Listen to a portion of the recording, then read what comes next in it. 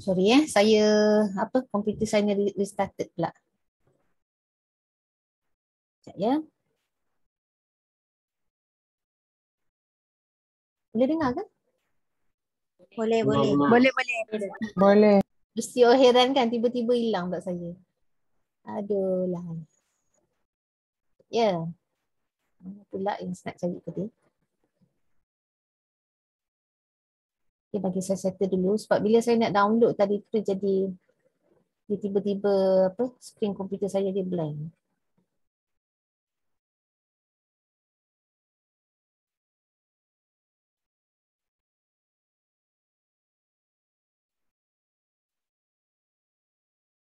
You okey ke PA2 ni? Ha? Diam je semua. Okey ke? Okey, insyaAllah. InsyaAllah. Okay. Saya risau ada orang diam-diam ni. Kan kelas kita kan biasa riuh rendah kan. Okey, saya tengok saya cari satu artikel yang sesuai.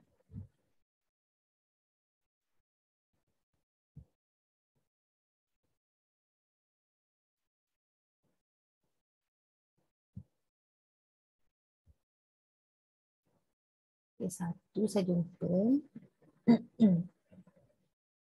Satu.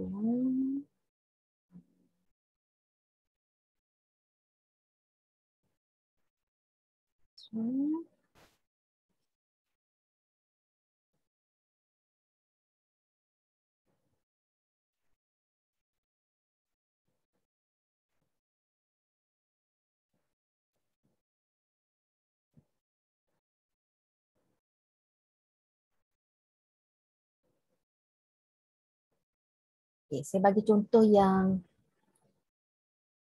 simple saja, penulisan abstrak. Okay, nampak Yang paper yang saya kata saya tulis dengan rakan saya di Switzerland. Ijazah yang saya tunjuk tadi, yang saya Nampak? kan, ijazah ni lama dah ni, tahun 2020. Lepas lah, tahun ni saya tak ada publication lagi. Tak sempat nak menulis lah, you all. Busy sangat. Okay, now ini kita fokus pada abstrak. Saya nak bawa fokus pada abstrak sahaja. Okay. Cuba kita lihat sama-sama sebab lepas ni saya nak you all tulis sendiri abstrak menggunakan template yang saya buat tadi tu. Okay. Dia kata abstrak tapi lebih kurang lah ya. Tidaklah ini satu contoh yang orang kata yang paling afdol, yang paling kata complete, tidak masih ada ruang untuk penambahkan lah. Okay, so kita lihat abstrak dia. Dia katakan although the internet has positively impacted people's lives, it also has its dark side. Okay? And there have been reports on the increase of cases of violence, racial abuse, cyberbullying, online fraud, addiction to gaming and gambling, and pornography. What the issue has emerged that internet users still lack awareness of this online risk. So ni apa dia kelas? General statement. Issue. Satu issue ataupun general statement related to the context or issue that you want to focus in your research kan. So macam itulah juga you nak tulis abstract mesti ada satu statement yang bila orang baca dia terus tune in fikiran dia ke dalam isu yang akan kita bincangkan ataupun kita highlight dalam kajian kita. Settle yang tu. Okay. So now a vital issue has emerged that internet users still lack awareness. Okay, ini juga adalah macam satu isu lah kan. Kita kena pasti bahawa ramai yang guna internet tapi banyak dark side dia, banyak isu-isu yang berkaitan dengan fraud, ada gaming, addiction dan sebagainya, dan kita kena pasti juga bahawa pengguna internet ni masih kuranglah dari segi kesedaran dia. So gap lah. So in this study, our respondents were involved in the developmental of educational videos related to the cyber risk topic using a storytelling approach. Okay. So, basically it should be written in kata dalam bentuk objektif lah. Tapi macam yang ni dia sebab kajian ni lebih kepada apa yang pelajar-pelajar laksanakan. Jadi kalau kita lihat kat sini, indirectly sebenarnya nak mengatakan bahawa dari segi objektif lah, tapi mungkin bagi saya pun bila saya tengok ni pun mungkin perlu penambahbaikan lah di situ, right? So ni dari segi objektif lah. Kemudian the participants in this study were 28 in-service teachers who took a master's class in resource and information technology. So ini adalah participants, right? And then ada juga di sini, okay. This study aims to examine, objektif dia untuk mengukur ataupun menilai issues yang mana participants mengambil consideration ataupun put into consideration apabila mereka plan dan juga membangunkan bahan digital stories mereka. Jadi saya nak faham, saya dah bagi tugasan kepada 20 orang in-service teachers ni, maksudnya cikgu-cikgu yang sudah mengajar lah, yang mengambil kelas master's class untuk research information technology, dan saya bagi tugasan untuk menghasilkan satu digital storytelling untuk meningkatkan kesedaran tentang cyber tu tadi. Dan tujuan kajian saya nak mengkaji, saya nak melihat apa sebenarnya yang difikirkan ataupun yang diambil berat oleh pelajar-pelajar saya selama 28 orang itu sewaktu mereka berfikir di dalam pembangunan bahan digital storytelling mereka untuk kesedaran cyber. So ini adalah objektif, dan the data was collected using a written reflection. So ini duduk di bawah apa kelas?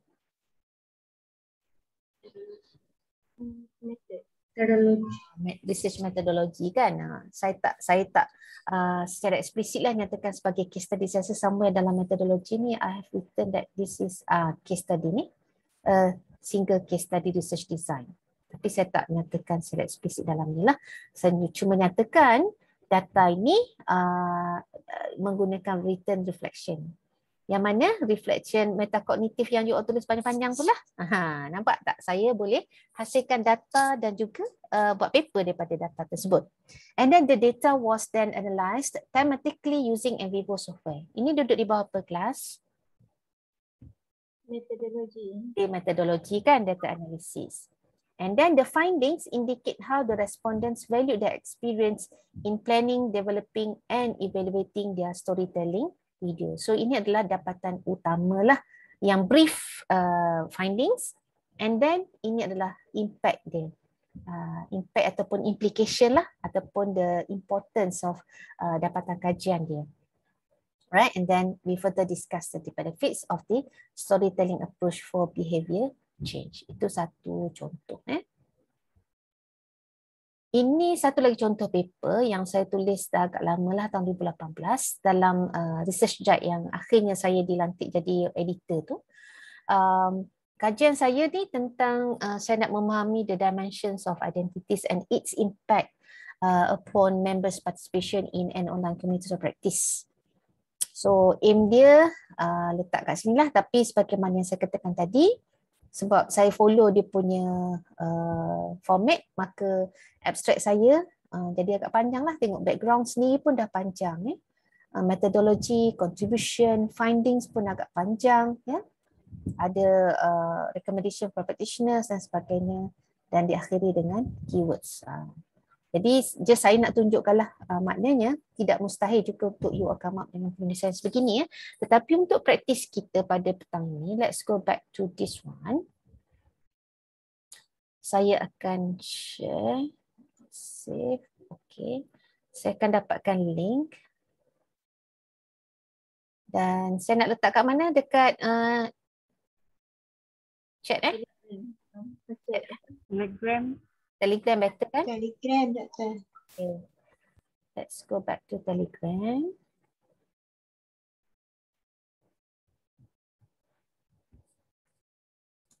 Okay.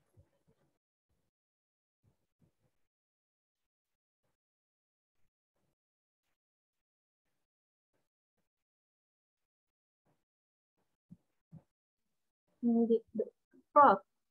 Ya. Is unit access. Ya, kejap ya. Saya nak tukar dia punya setting ni.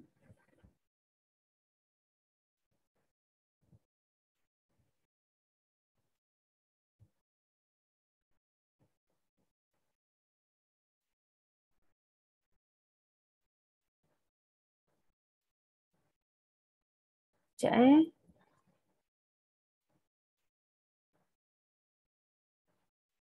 anyone. Formatted editor. Okay, saya dah tukar. Dapat tak?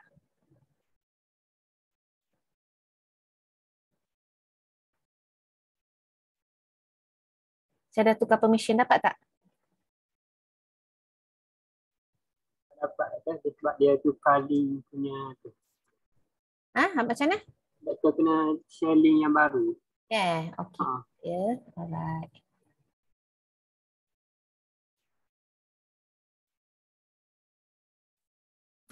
Okay, saya dah letak link yang baru. Sama je link dia. Try tengok, boleh tak? Tak boleh juga Prof. Tak boleh dah. Okay, saya dah tukar kepada anyone with the link can edit. Baru dapat. Okay, right. Masuk banyak ni. Ada Tupa, ada Godzilla, ada kangaroo, dolphin. Masuk. Okay. Cuk, jangan tulis dulu. Sebab yang ni saya tak nak you all tulis dalam yang asal ni. Saya nak you all, maksudnya copy ni, copy dan bawa ke page baru. Macam mana kita nak ni? Ke page baru dan namakan abstract writing ni. Contoh yang ni belongs to Fariza. Jangan kacau saya punya tu. So saya akan gunakan, saya tulis. Okay, orang lain turun ke bawah, paste dan buat nama masing-masing. Saya paste lah banyak-banyak. So ambil lah. Mana-mana yang sempat, you ambil. Saya dah paste banyak-banyak tu. Oh, Richmond guna tapak ni saja. Cuma kita tapak ni saja paste sebab nanti semua orang dapat view. Tapi kita jangan kacau orang lain punya. Is that okay? Carilah, saya dah paste banyak ni. Cuk lah letak nama masing-masing. Kalau dah ada nama orang lain tu, orang lain beralih ke bawah-bawah lah. Banyak ni. Saya rasa saya dah lebih kot. Tak apalah, saya buat je.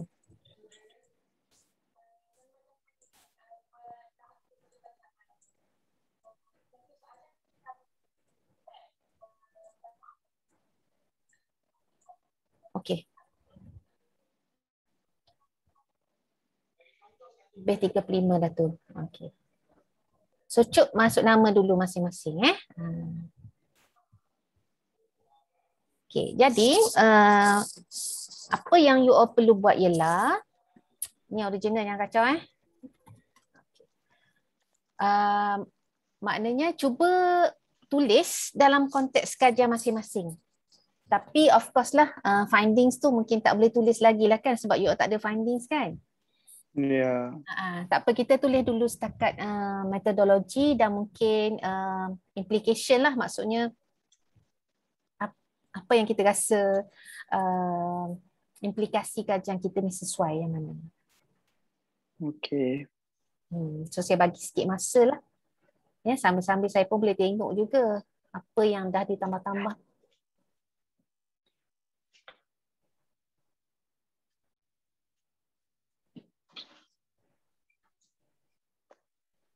Oh, buat sekarang ke? Okay. Ya, ambil masa sikit. Tak apa, saya just nak tengok macam mana. Sikit je tu.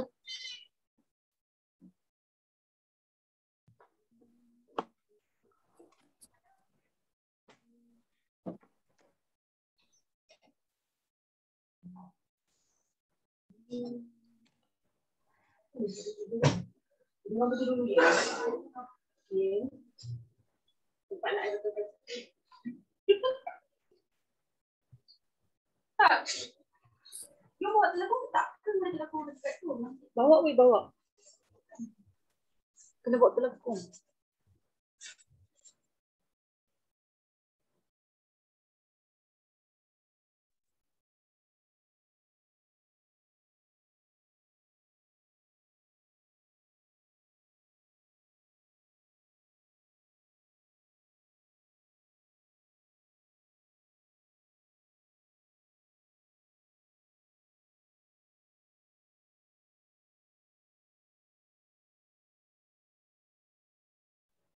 Ataupun kalau you all rasa stuck untuk exercise ni, Kan sometimes kita rasa alah baru nak cari ni nak rujuk balik. Okey, kita boleh ubah sikit kelas. Saya cadangkan you all pergi ke Google, cuba cari satu artikel ataupun mungkin artikel yang you all dah ada lah yang berkaitan dengan kajian. Cuba ambil dia punya abstract tu dan dissect dia. Pecahkan dia dan masuk dalam kotak-kotak ini. So kita nampaklah, kita lebih faham bahawa dalam write up ada jenis statement dan yang mana yang rasa tak sesuai you all boleh ubah. Boleh tak macam tu? Saya rasa mungkin membantu jugalah kan. At least kita ada something that we can originally work on lah, daripada tak ada langsung ataupun daripada kosong langsung.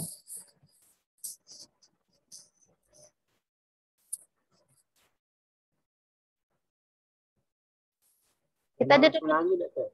Ya? Dalam masalahnya tak apa ni? Oh, tak ada masalah.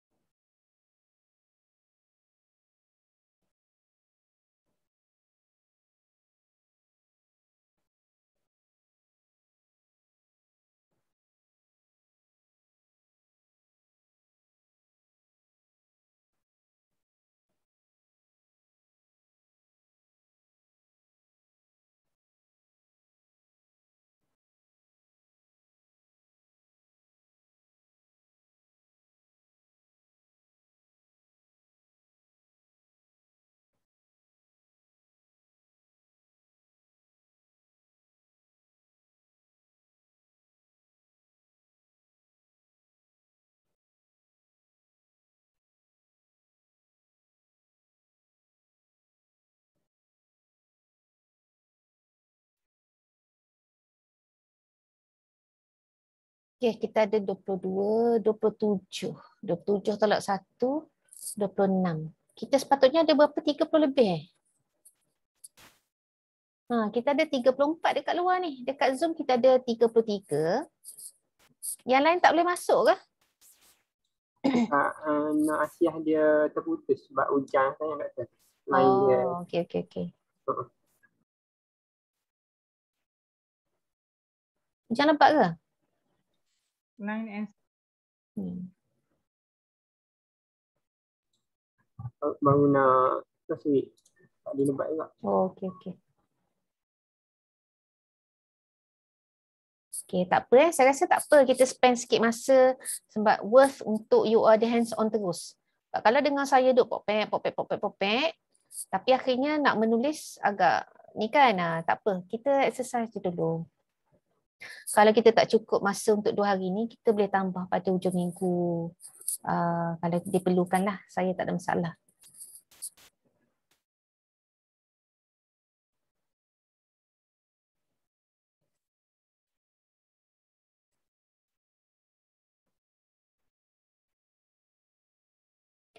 Tapi siapa tadi?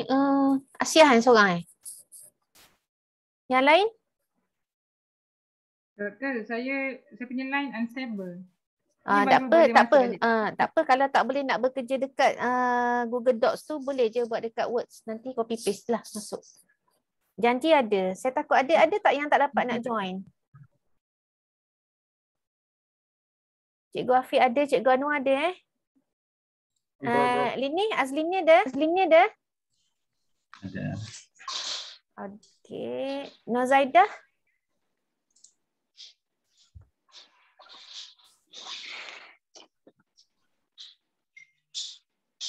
Zatia okey?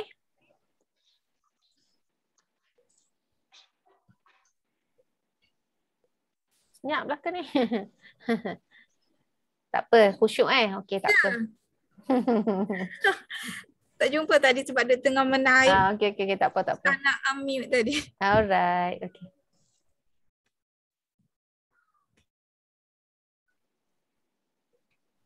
Kamu kena buat tas ni. Kalau tak sure boleh terus tanya dia. Sambil-sambil you menaik ni kan. Kalau tak sure terus tanya. Sebab saya memang ada depan ni.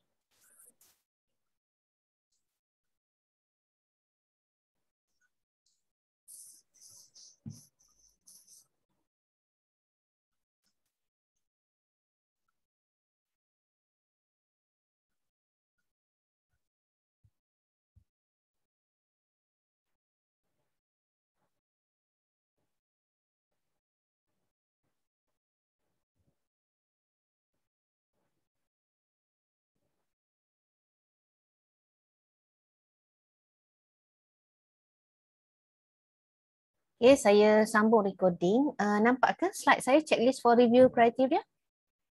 Nampak, Doktor. Okay, right. Nampak, Doktor. Okay, so mari kita tengok nampak, Doktor. Yes, thank you.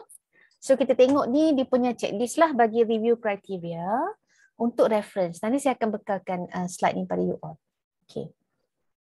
Okay, ingat masa kita belajar KP1, antara perkara yang utama yang akan kita buat, kita pengau otak kita buat apa kelas?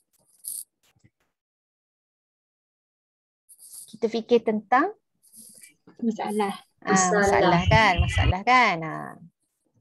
Ni cerita yang selalu saya ceritalah dengan pelajar saya dalam KP1 pelajar saya adalah beberapa tahun yang dulu. Ni memang cerita sebenar ni. Pelajar masters dia kontak saya ni dengan suara yang trouble habis lah kan. Tapi saya tak reveal nama lah. Dia kata, doktor saya ada masalah ni. Kenapa pula? Saya katakan masalah apa berkaitan dengan apa kan? Saya tak takut ada masalah peribadi ke apa ke. Saya ada masalah dengan research. Dia kata, okay, saya kata kalau macam tu tak apa, main datang kat bilik saya. Kan? Kita boleh bincang lah apa masalahnya kan. Semua sebaik, biasalah macam tu kan. So student ni esok datang, dia buat appointment datang kat bilik saya dan muka memang trouble. Saya kata, okay, cerita apa sebenarnya masalah awak? Dia kata masalah saya sebenarnya saya tak ada masalah doktor. Ya, dia tidak ada masalah kajian. Itu yang menjadi masalah tu. Kan? So saya kata kalau awak tak ada masalah maknanya memang awak dalam masalah. Kan sebab untuk kita menulis ataupun kita melancarkan satu-satu penyelidikan mesti bermula dengan masalah. Kan problem statement. Tetapi problem statement ataupun masalah kajian bukanlah sesuatu yang perlu kita buat. Kita buat lah. Bukan sesuatu yang kita make up. It should be something which is kata grounded from the actual punya issue. Memang berlaku, memang wujud isu itu. Cuma it's just the matter that kat mana kita nak cari reference ataupun backup lah, citation kepada whatever issue yang kita ketengahkan. Sebab tu dalam problem statement biasanya kita tak boleh kata based on the researcher's experience ataupun based on the researcher's observation. Tak boleh, tak laku. Jadi walaupun kita tahu isu itu wujud, apa yang kita perlu buat kelas dalam penulisan secara akademik ni? We know that the issue exists, tapi kita tak boleh nak claim berdasarkan pengalaman, berdasarkan observasi kita. So apa yang perlu kita buat? Untuk memastikan yang problem statement kita itu valid dan diterima sebagai satu penulisan yang empirical. You rasa? Dapatkan daripada kajian yang hampir sama. Betul.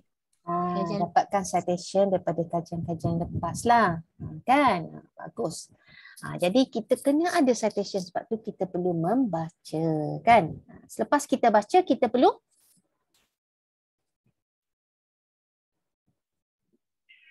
kita baca, kita memang kena baca lagi sekali dan lepas kita baca kita kena Cari masalah. Kita kena baca lagi.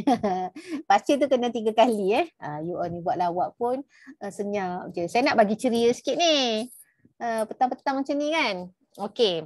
Jadi selepas kita baca dan barulah kita dapat kena pasti sebenarnya apa dia gap ataupun lompang di dalam kajian yang kita laksanakan dan barulah kita dapat kena pasti apa sebenarnya isu-isu yang boleh kita ketengahkan di dalam penyataan masalah kita. Right, so kalau kita lihat ni checklist ni saya ambil daripada ISI. So introduction builds a logical case and context for the problem statement. So sebab tu dia kata introduction yang kita buat bukan intro dalam abstract tadi. Tapi boleh jadi benda yang sama juga kita tulis dalam introduction dalam bahagian penulisan kita. Sebab tadi kita dah bincang pasal abstract kan. So now we come into the writing of introduction penulis section lah. So dia mesti orang kata dibangunkan daripada satu kes yang benar-benar wujud lah, yang empirical. Sebab tu saya katakan tadi tak boleh laku kalau kita kata berdasarkan pengalaman kita, berdasarkan observasi kita tidak mencukupi tetapi kita mesti sandarkan kepada logical case ataupun reference ataupun parts publication yang telah pun wujud di dalam body of literature. Okay. And then of course problem statement itu mesti ditulis dengan jelas dan well articulated. Tidak windy. Maksudnya kita cari mana masalah kajian kan. Kadang-kadang kalau kita especially kalau you menulis bab 1 kan, problem statement 5 muka surat. Tetapi apa sebenarnya masalahnya? Kita tak jumpa masalah. Sedangkan dalam problem statement, you don't have to write that long. Enough with half page, tetapi mesti dituliskan dalam pernyataan yang jelas lah. So the same goes when you write an article or a journal article. Problem statement itu mesti jelas dan well articulated. And then if you want to put also your conceptual framework, katalah kita ada conceptual framework yang kita nak highlight untuk artikel tersebut, maka perlulah juga kita masukkan dan perlu diterangkan. Kita tak boleh nak letak seketul figure macam tu yang ada anak panah tanpa ada penerangan. Of course, everything should come with elaboration and then the description of whatever that you have in your figure or conceptual framework, right? And then research questions ataupun hipotesis sekiranya ada perlulah jelas, konses dan juga complete. Tapi saya rasa kalau you all menggunakan berdasarkan kepada kajian proposal yang dah ditulis sebelum ini, tentulah saya rasa supervisor masing-masing pun dah tengok kan apa research questions, and sometimes you may not want to put all your research questions in your dissertation into your article. Mungkin kajian sosial terlalu panjang kan kalau kita nak tengok, sedangkan dalam jurnal artikel mungkin kita boleh ambil sebahagian saja daripada research question yang kita ada dan data hanya yang menjawab pada soalan itu saja yang kita masukkan di dalam penulisan artikel, manakala the rest yang panjang, the rest of research questions, the rest of the data kita masukkan, kita elaborate more di dalam kertas projek penyelidikan 2 kita, right? And then variables pembeli ubah yang dikaji ataupun dikupas clearly identified and presented. Saya rasa ini straight to the point kan? Ada soalan ke setakat ni?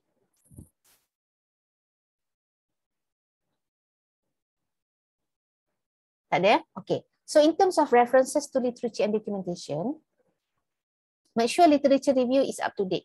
Rule of thumb is around 5 years and backward. Kalau sekarang ni 2021, 2020, 19, 18, 17, 16. Or at least 2015 ke atas lah. Ya, kecuali bagi yang berkaitan dengan literature review, berkaitan dengan teori misalnya. Teori Vygotsky kan, constructivism, Piaget, dan sebagainya. Itu of course lah kita kena cite kepada citation asal dia, siapa yang coin dia. Itu lama tak apa sebab dia teori. Tapi kalau yang berkaitan dengan kajian-kajian lepas, kalau dalam research problem kita kata bahawa kajian-kajian lepas mendapati penggunaan teknologi dalam kalangan guru sejarah masih di peringkat tahap yang rendah dalam kurungan Fariza 1997, Ali 1982. Valid tak?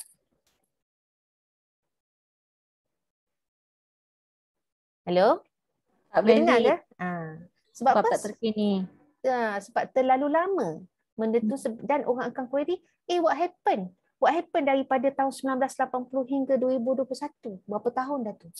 Kan? Sebab tu penting kalau kita nak jadikan citation itu sebagai backup ataupun yang menyokong kepada problem statement yang kita letak di dalam penulisan kita. So ini apply kepada kedua-dua, penulisan akademik 2 dan juga penulisan you punya kertas projek, mestilah disandarkan kepada dapatan-dapatan yang terkini. Jangan ambil yang terlalu lama sebab orang akan question sebab masa tu sangat panjang kan. Anything can happen within that long duration. Jadi elakkan daripada citation kepada reference yang lama lah. And then number of references is appropriate and their selection is judicious. So biasanya berapa kelas you all rasa reference yang you all perlu kalau nak hantar dekat jurnal? 20. 20 is actually the very minimum level. Nak sedap 30 hingga 50. Ya, itu kalau kita tulis kita hantar dalam jurnal-jurnal yang menerima kajian original lah. Kalau kita hantar pada jurnal-jurnal yang nama dia Review of Educational Technology, Review of History Education, yang ada perkataan review tu, maknanya jurnal itu hanya menerima paper per kelas. SLR. SLR ataupun conceptual paper saja. So kalau yang jurnal yang review tu sekurang-kurangnya dia perlu kepada 60 hingga 100 citation, 100 reference. Sebab apa? Sebab kertas SLR ataupun kertas conceptual paper ni is actually among the papers that will give you a high citation. Orang akan cite banyak, orang akan refer banyak. Sebab apa? Orang mencari kan. Macam kalau kita buat kajian kan. Of course we are also looking for conceptual paper, betul tak? Sebab daripada conceptual paper tu sebenarnya kita dah tak banyak buat kerja untuk literature review sebab dia dah banyak review untuk kita. So that's why sebenarnya kualiti di dalam penulisan SLR itu kalau kena caranya dia adalah antara paper yang boleh menyumbang kepada jumlah citasi yang tinggi dan kualitinya tentulah sesuatu yang tidak semudah bila kita buat kajian melibatkan data. Sebab data tu biasanya dalam literature review sikit je kita tuliskan bahagian LR ni. Tetapi dalam kerangka konsep memang the whole writing is actually based on our reading daripada kajian-kajian lepas. Betul tak dalam SLR itu, dan dah tu kita kena buat pula perbandingan, kita kena buat pula summary, kita kena buat pula conclusion daripada keseluruhan dapatan yang beratus-ratus tu, kita kena buat sintesis dan sebagainya. So that's why penulisan conceptual paper ni sebenarnya adalah satu exercise mental, satu exercise yang menunjukkan kemahiran berfikir aras tinggi. But I'm not saying that penulisan yang original paper ni bukan kebat tetapi dia mungkin agak mudah sedikit untuk kita penetrate ke dalam penulisan lah sebab dia straightforward. Alright. Sikit lagi. Review of literature should be well integrated. Okay. Dan apa yang kita nak masuk dalam artikel kita kelas adalah review, literature review yang macam mana. Sebab dalam bab 2 you ada banyak kan.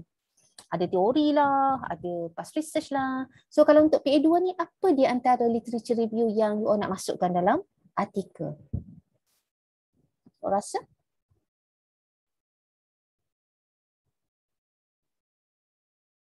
Kaitan dengan orbit ataupun remote learning. Itu kalau tajuk tentang remote learning lah kan. So maksudnya of course berkaitan dengan tajuk dan kita tengok kepada kajian-kajian lepas yang telah dijalankan kan. Dapatan apa dan kita highlight lah apa dia pemboleh ubah. Kalau dalam kajian kita melihat kepada pemboleh ubah jantina misalnya, tentulah dalam literature review you all kena masuklah juga dapatan-dapatan lepas yang melihat dari perspektif jantina. Kita tak naklah tiba-tiba kita tengok tentang isu tentang jantina ataupun kita tengok perbezaan antara guru yang berpengalaman lebih 15 tahun dan guru baharu, contohnya ada 2 grup. Tapi dalam literature review langsung kita tidak ada menceritakan tentang pembelian ubah ini. Jadi itu adalah satu flaw ataupun satu kekurangan yang editor tengok mana ni cloud ni. Sebab tidak ada asas di dalam literature sedangkan kita mengkajinya, sedangkan kita mengujinya. Dan at the end apabila kita buat discussion, apa yang kita perlu buat kelas? Dalam discussion kita perlu membuat comparison kan. Kita perlu compare contrast dengan dapatan kajian lepas. So kalau kita perlu membuat kata kita recall balik, kita panggil balik dapatan-dapatan lepas dalam bahagian discussion kita. Jadi tak kenalah kalau di dalam bahagian literature review kita tidak ada bahagian itu. Ya, jadi sebab tu penting dia kata review of literature should be well integrated. But of course exercise ini dia tidak akan dapat kita bangunkan kemahiran itu overnight in class. Saya awal menulis dulu pun lintang pukang. Tak tahu sebenarnya macam manakah yang terbaik nak menulis ni kan. Sembrono je buat. Dan bila dapat komen daripada review, kita senak perut.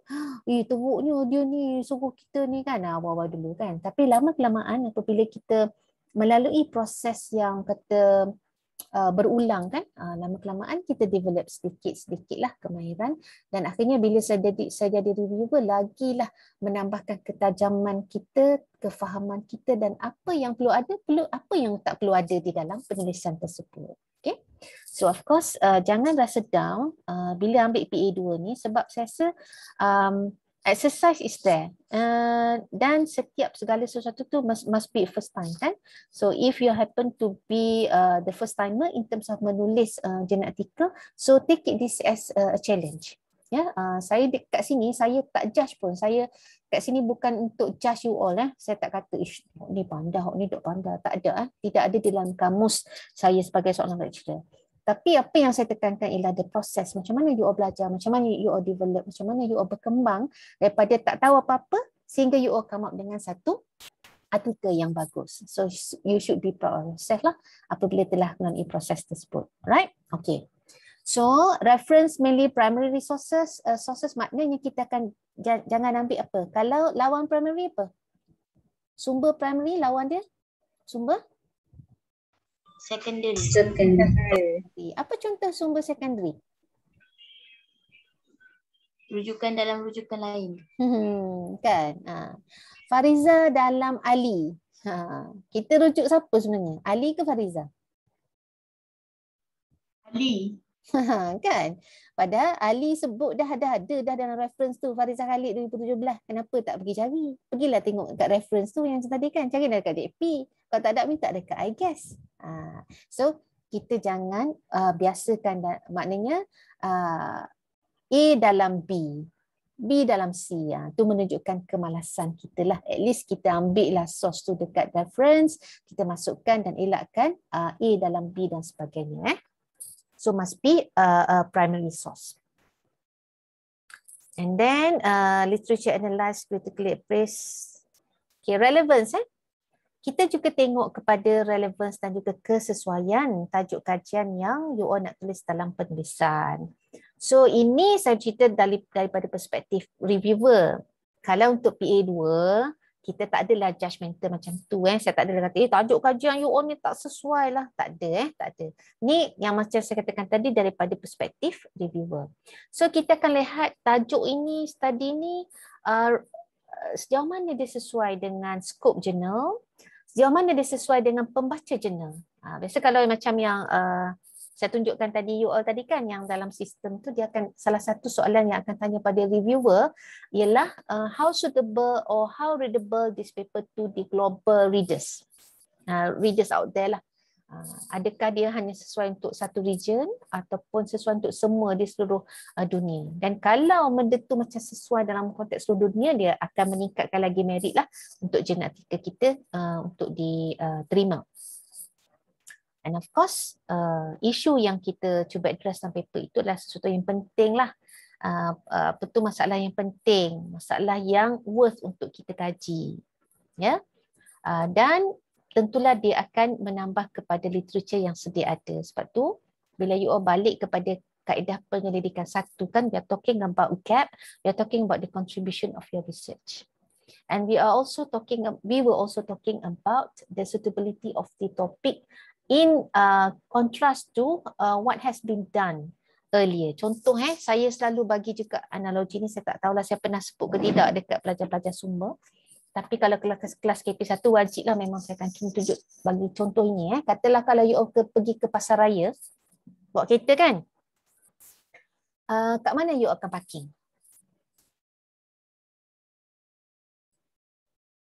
Kelas? Apa ciri-ciri kotak parking yang you all akan pilih untuk park kereta apabila ke pasar raya? Yang dekat dengan pintu. Yang available. Dengan Berbumbung. Okey, berbumbung dekat dengan pintu. Okey. Lagi? Free. Okay, free.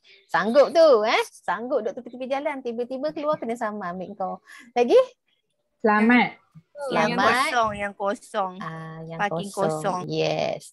So yang the most basic thing for you to find is actually kosong lah. Ruang yang kosong. Betul tak?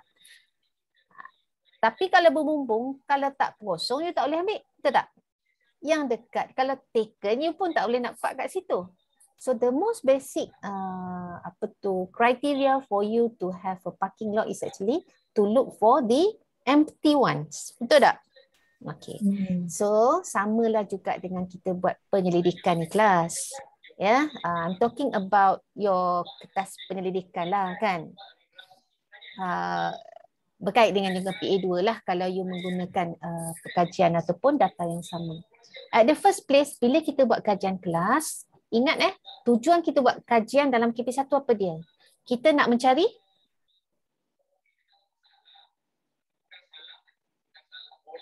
you cari apa bila you buat kajian ni? Gap. Penyelesaian. Penyelesaian ataupun dengan arti kata lain kita mencari jawapan sebab kita ada research question kan? Kita nak jawab soalan kita. Kita ada soalan, tentulah kita mencari jawapan. Dan jawapan yang macam mana? Jawapan yang benar, jawapan yang mengisi keperluan. Yang ada justifikasi. Yang ada justifikasi, yang memberi implikasi, yang ada relevance dia kepada bidang kajian kita, kan? Okay. So, bila kita buat kajian, kita perlu mencari satu ruang yang mana kita boleh park kajian kita. Sama macam kaedah kita nak park kereta kita tadi, kita kena cari satu ruang kosong. Kita tak ada ke boleh ke kita park atas kereta orang? Marah orang kan? Ataupun tumpang parking sikit, kita pun sondor kereta orang sebelah, kita pun dapat parking sebelah, dia dapat sebelah. Boleh tak? Orang akan marah. Jadi sebab itu, kita katakan dalam kita melaksanakan kajian kelas, you have to find for the gap. Ruang, lompang yang mana akhirnya bila you buat satu kajian, dapatan you akan boleh you park kat sini. So this is my very little corner of the world di mana di sinilah saya membina bidang kajian saya. Nampak jadi sebab itu kita katakan relevan. Sebab tu bila kita buat kajian, kita tak boleh buat exactly the same dengan apa yang orang lain dah buat. Orang mengkaji tentang penggunaan Google Classroom tingkatan 1 sekolah menengah di Melaka. Kita pun buat juga Google Classroom tingkatan 1 sekolah menengah dekat sekolah yang sama. Why? Dia tidak akan membantu kepada pengembangan ilmu dan tidak membantu kepada apa yang ni. Adds to the literature already available in the subjects. Sebaliknya, kita buat kajian, kalau orang dah buat tentang Google Classroom, boleh tak kita nak buat kajian tentang Google Classroom juga? Boleh tak? Boleh. Tapi macam mana kita nak tukar sikit supaya memastikan saya buat Google Classroom juga tapi tu apa? Responden dia. Populasi yang lain. batasan lain. Responden kan research question, research metodologi yang berbeza, dapatan data-data yang diguna pakai tu berbeza. So maknanya itulah yang kita katakan bahawa bila kita nak cari relevance ni, kesesuaian kajian kita supaya kita kata at least kita boleh berdiri dengan sendirinya kajian saya walaupun orang dah buat tentang kajian Google Classroom. Kajian ada 10 kajian saya baca, semua buat secara kuantitatif dan buat eksperimental contoh. Tapi dalam kajian saya buat secara action research melibatkan data-data gabungan antara kualitatif dan kuantitatif. Therefore dapatan saya ni akan menyumbang kepada body of literature yang sedia ada. Alright? So itulah saya memang kaitkan terus dengan KP1, kaitkan terus dengan kertas projek lah supaya you all boleh nampak. Sebab kita belajar satu-satu subjek ni dia bukan berdiri sendiri ya. You have to look for the synergic punya yang interrelationships. Kita belajar PA1, kita belajar KP1. So bila KP1 kita belajar pada semester yang pertama, janganlah kita simpan dalam karung guni dah habis dah.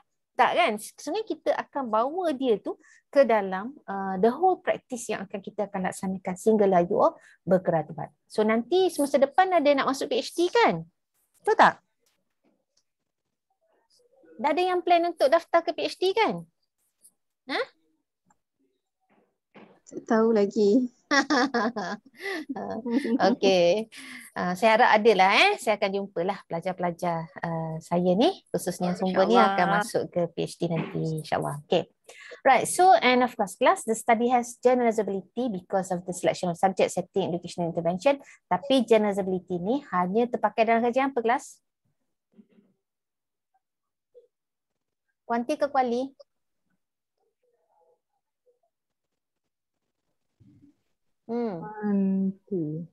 Kuanti. Hanya dalam kajian yang melibatkan data-data kuantitatif yang boleh digeneralisasikan kepada populasi. Manakala bagi kajian kualitatif, kenapa dia tak boleh generalisasi? Apa yang menyekat kajian kualitatif daripada membolehkan dapatan ini digeneralisasikan kepada populasi? Bilangan responden yang sedikit tak boleh nak generalize. Yes. Kenapa bilangan dia sedikit, Mai? Sebab selalu kalau kajian kualitatif kita akan selalu interview kan. So bila kita dah sampai pada ketepuan maklumat dan kita akan stop. Ataupun berbalik kepada sampling method yang kita gunakan. Kalau you masih ingat kan dalam KP1 kita ada 2 kaedah kan. Utama satu secara random, lagi satu secara non-probability kan. Betul tak? Satu secara rawak, satu lagi secara tidak rawak. Kalau rawak bagi kajian secara kuantitatif yang mana kita ada apa? Kita ada rawak mudah kan, kita ada rawak cluster, kita ada rawak stratified random sampling dan juga secara sistematik. Manakala bagi yang non probability yang bukan rawak, maknanya kita pilih secara memang ada sebab kenapa kita pilih orang tu. So dia ada pecahan pula lah, kita ada apa? Purposive kan? Kita ada snowball, kita ada convenience sampling. Jadi pemilihan sampel itu sendiri menunjukkan had generalizability dia. So hanya data-data bagi kajian-kajian yang melibatkan pemilihan sampel daripada yang bersifat rawak sahaja yang boleh kita generalisasikan. Tapi bagi dapatan yang menggunakan purposive sampling misalnya macam tadi kita nak interview, kita contohlah kita buat kajian tentang ni, selalu ada saya suka bagi contoh sebab saya bukan terlibat lah, maksudnya saya banyak juga mendengar kisah-kisah dapatan kajian ini, itu tentang remaja yang hamil di luar nikah. Oleh kawan-kawan saya ada banyak buat kajian tu. Jadi dia hanya siapa responden yang boleh dia pilih untuk jadi responden di kelas. Dia nak memahami tentang pengalaman remaja yang hamil di luar nikah. Siapa responden yang sesuai? Remaja tu lah. Remaja tu lah. Maknanya dia kena cari pilih memang macam tu kes dia kan. Dia tak bolehlah secara random je. Kan? Jadi maksudnya randomization adalah hanya digunakan bagi data yang kita collect secara kuantitatif dan akhirnya akan memberi kesan ataupun implikasi kepada sejauh manakah data itu boleh digeneralisasikan kepada the whole population. Tapi dalam data-data atau kajian yang melibatkan pemilihan secara non-probability, yang melibatkan data-data kualitatif, pemerhatian, interview dan sebagainya, maka memanglah tidak dimaksudkan untuk digeneralisasikan. Ada soalan setakat ni? Ni anggap kita review balik lah, kita recall balik tentang research method. Okay. So, research design pula kelas. Research design sama ada kaedah penulisan secara conceptual paper ataupun original research paper, kedua-duanya ada research design. Tapi dalam PA2 kita tertumpu kepada kajian mana kelas yang saya katakan di sebelah pagi tadi? You akan hasilkan satu kajian yang berbentuk, artikel yang berbentuk Kuali. yang original, yang ada data, sama ada melibatkan data kualitatif ke kuantitatif ke, itu terpulang kepada you punya research question dan juga research design lah. Ya, kalau yang melibatkan data-data secara kuantitatif, then treatlah data itu secara kuantitatif. Ya, dari segi analisisnya, dari segi interpretasinya.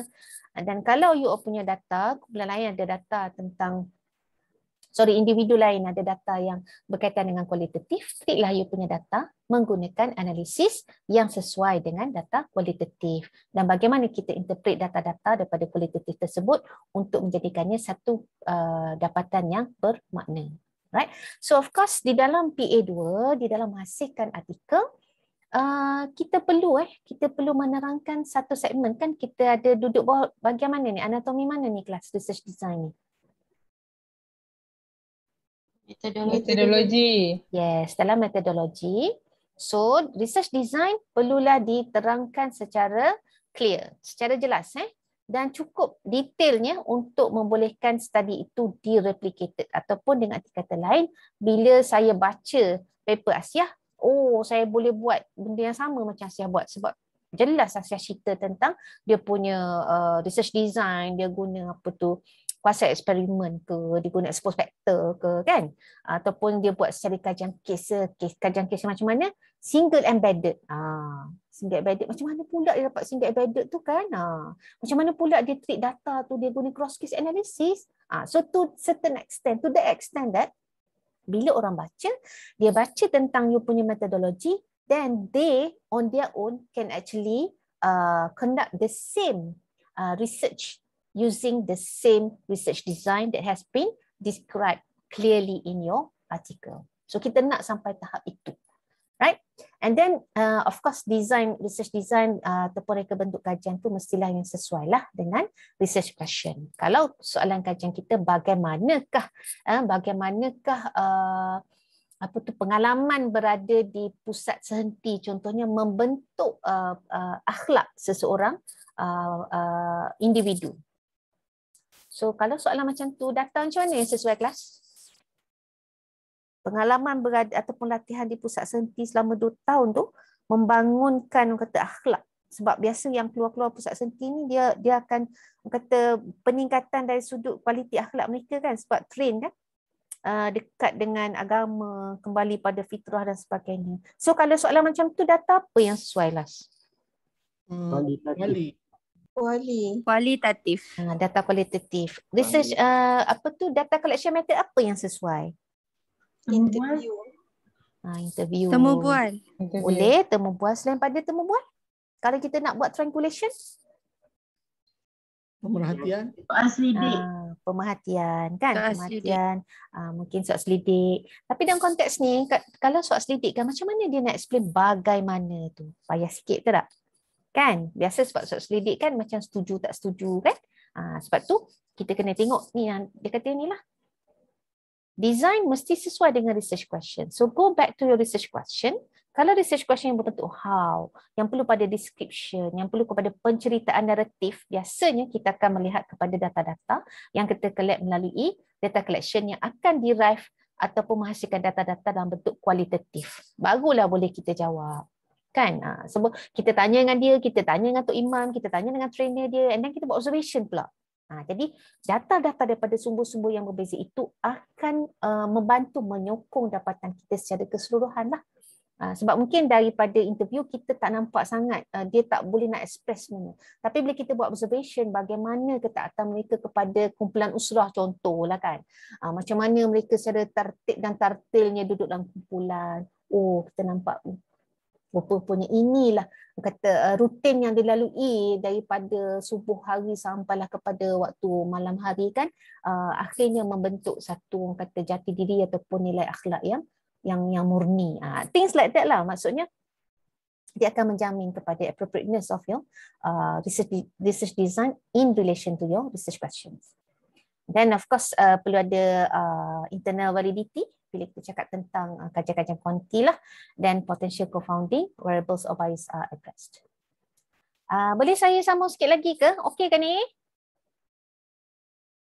Okay dah. Okey. Boleh lagi. Okey, alright. Okay. So, research design. Sambung sikit, ada external validity. If you can't remember what external validity stands for, please refer back to your KP1 lah. Pada subject setting conditions, and then the design allows for unexpected outcomes or events to occur. Ni especially when we talk about doing a research using a qualitative research method, then you will be exposed or you might be vulnerable lah in terms of getting some unexpected outcomes from your research findings. Therefore, you may want to even change your research questions as well. Sebab data driven kan, data tu sebenarnya yang menceritakan kepada kita kebenaran ataupun the truth that we are seeking for, then therefore sometimes dia boleh merubah research design as well as your research question. And then the design and conduct to the study are possible. Okay. In terms of instrumentation, ingat apa yang saya terangkan ini berkaitan dengan proses yang you akan hasilkan di dalam penulisan. So make sure to take note all this dan make sure apa yang kita bincangkan ini dicapai di dalam penulisan you all lah. Bila you menulis artikel, ini yang you persembahkan kepada saya, at least, sebab saya akan bagi markah. Alright? So instrumentation. Instrumentation ataupun tool yang kita gunakan untuk data collection, and then macam mana kita control the quality lah.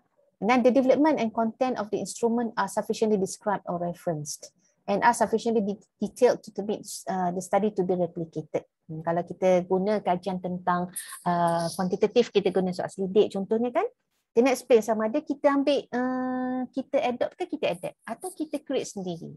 So kalau kita adopt maksudnya kita ambil dan guna 100% tanpa ada amendments kan, ataupun kita buat adaptation, kita ada buat perubahan untuk suitkan dengan konteks of kajian kita, maka kita perlu masuk apa dia kelas.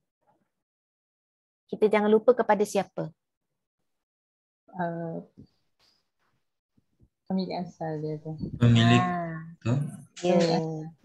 Janganlah jadi kacang yang lupakan kulit kan. Kena side kulit tu. Ya, siapa sebenarnya sumber asal yang kita gunakan. Dan kalau di dalam praktis kertas projek 2, katalah you all ada jumpa satu questionnaire bagus kan macam tadi kan yang saya tunjuk dekat akademia tu kan, yang daripada mana ke? Kedah ke mana tadi, minta untuk dapat instrumentation. Itu adalah cara yang beretika lah bagi seorang penyelidik. Try to contact kata owner ataupun orang yang researchers yang memperkenalkan atau menggunakan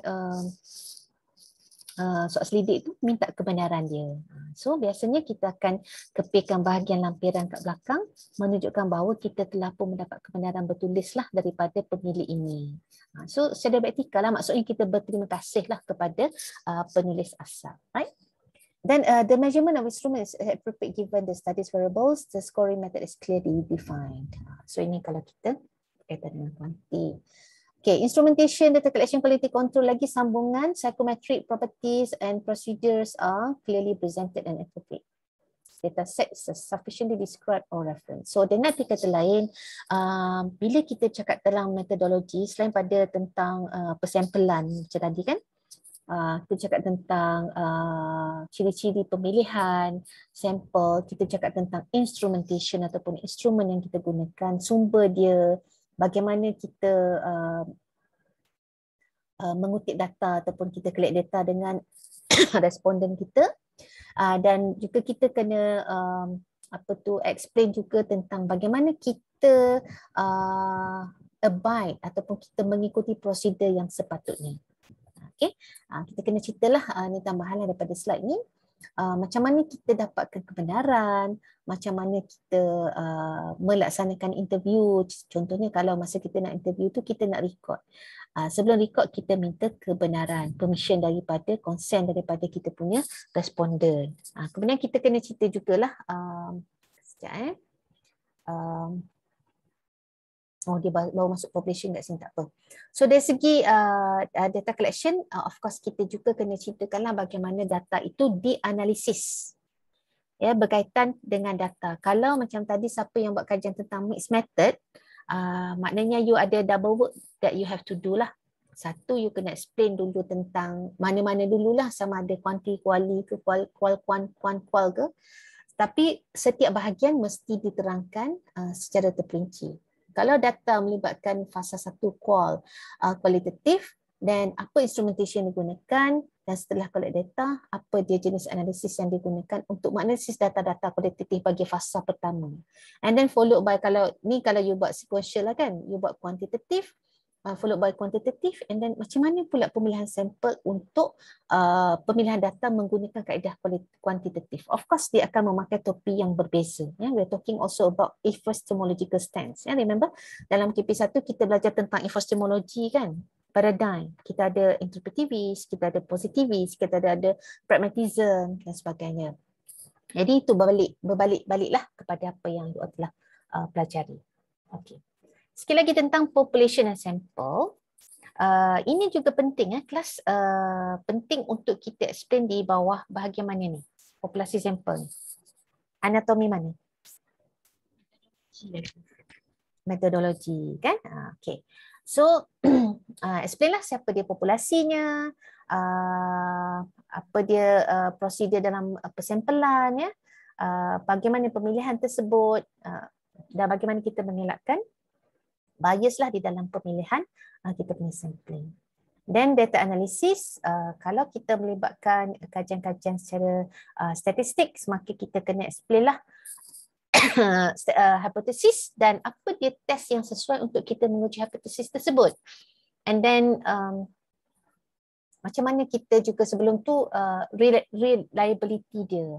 Macam mana you pastikan normality of data. So remember ini semua yang you belajar dalam KP2.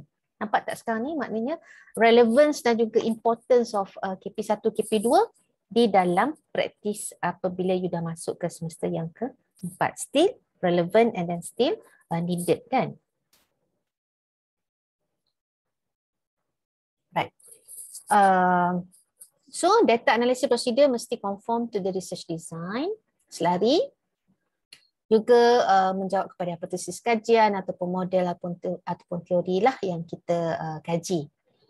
Then assumptions underlying the use of statistics are fulfilled by the data, such as measurement properties of the data and normality yang saya katakan tadi lah. Okey, dan kalau kita menggunakan stats, mestilah jenis penganalisisan ataupun statistik yang sesuai lah untuk kita test apa-apa juga hipotesis yang kita ada. If statistical analysis involves multiple tests or comparison, proper adjustment of significant level for chance outcomes was applied. Ni biasanya kita kalau kita melibatkan kajian-kajian kuanti dan more on scientific punya research. Power issues as well, dari segi power analysis sebagainya, saya tak nak cerita panjang lah kat sini kan. Especially ada guna SAM ke? Ada ke pelajar kat sini yang akan mengguna SAM, AMOS, PLS? Partial list ni? Structural modeling ada ke?